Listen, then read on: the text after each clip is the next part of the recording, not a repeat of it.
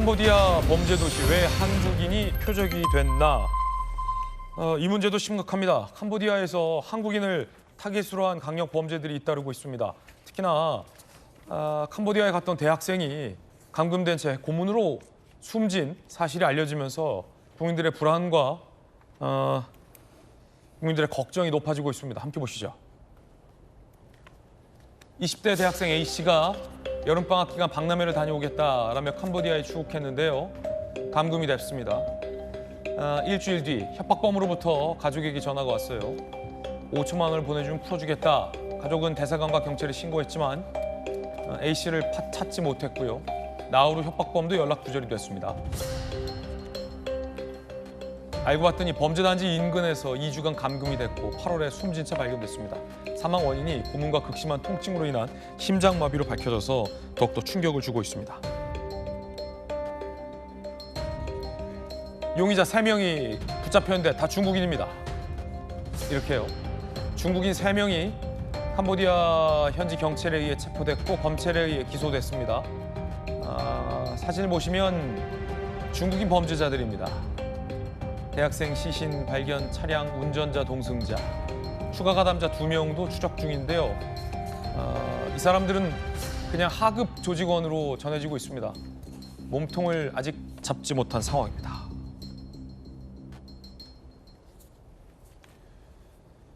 한국인이 이외에도 납치됐다가 탈출한 사례도 있고 그 사람들이 얘기를 들어보면 옆방에 감금된 한국인들이 있었다. 그리고 한국인 실종 신고가 굉장히 많고 사망한 한국인도 나왔습니다. 그러면 더 이상 정부가 방치해야 할 문제는 아닌 것 같습니다. 자, 범죄 프로파일러 배상훈 반장님 모셨습니다. 반장님, 이 한국인 피해가 많아요? 예, 상당히 많습니다.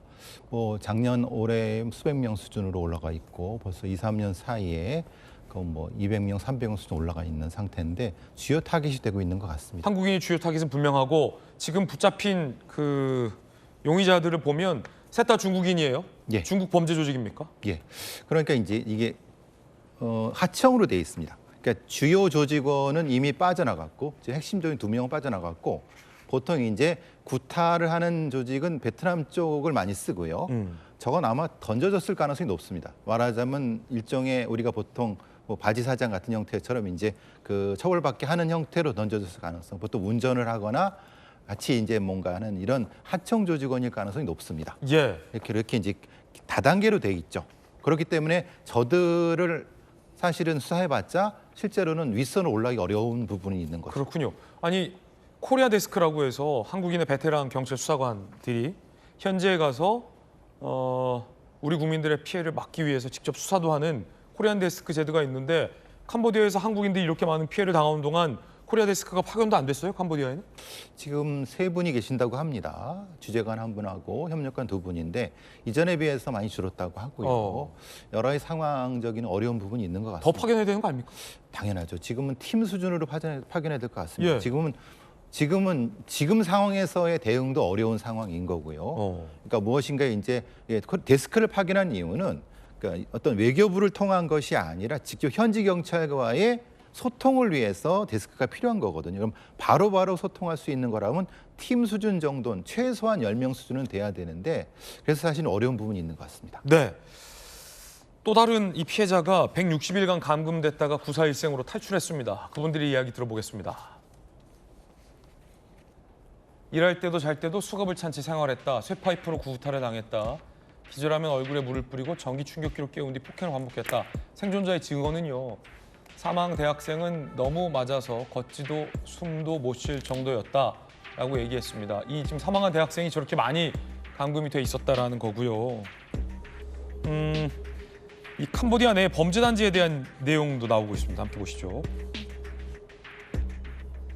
자, 나가고 싶으면 나가라. 다만 숙식비 내고 가라라며 감금 피해자들에게 협박을 했다. 범죄에 동원됐고 담장과 철조망으로 갖춰져 있다. 무장 경비원 수십 명이고 숙박비, 식비 등으로 빚을 계산해서 협박하고 붙잡고 있다.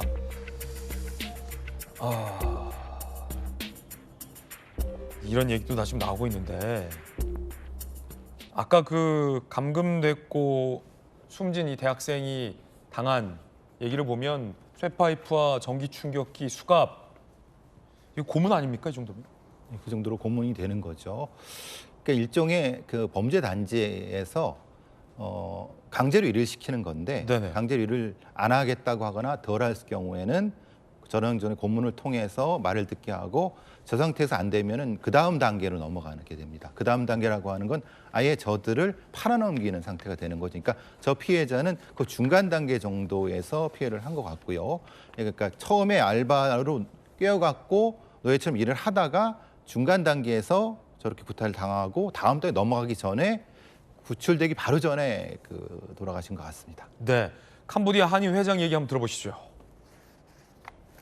과연 캄보디아에 살고 있는 한인회를 대표하는 한인 회장은 어떤 얘기를 저희들에게 했을까요? 들어보시죠. 세비한 경우에 다시 끌려가는 경우도 있어요. 공항이나 그런데 이제 탈출했던 그 단지에 있었던 그 친구들이 와서 다시 이 친구들을 데려가는 경우도 있고 그런 경우는 이제 그런 폭행이나 이런 게 더 연이어지는 경우가 있어서 저희들이 끝까지 도와주려고 노력은 하고 있는데 너무 많은 건수가 생기니까 그런 어려움이 있었습니다. 지금 올해만 해도 벌써 4,500건 정도의 신고 건수가 있고 그리고 이 나라에 이제 교도소라든지 유치장이라든지 경찰서에 잡혀 있는 청년들도 있고요. 한 가지 논란은 아니 이렇게 수많은 한국인 주로 청년들이 실종이 되거나 신고가 되거나 근데 우리 정부가 지금까지 뭘 했냐라는 논란의 목소리도 현재 나오고 있습니다. 또 다른 한국인 2명이 극적으로 구조됐는데 그 사례도 살펴보시죠.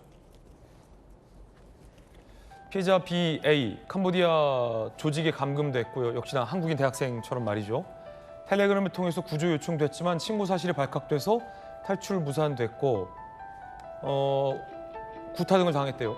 재차 구조 요청을 했고 현지 경찰이 급습해서 160일 만에 구조가 됐다고 하는데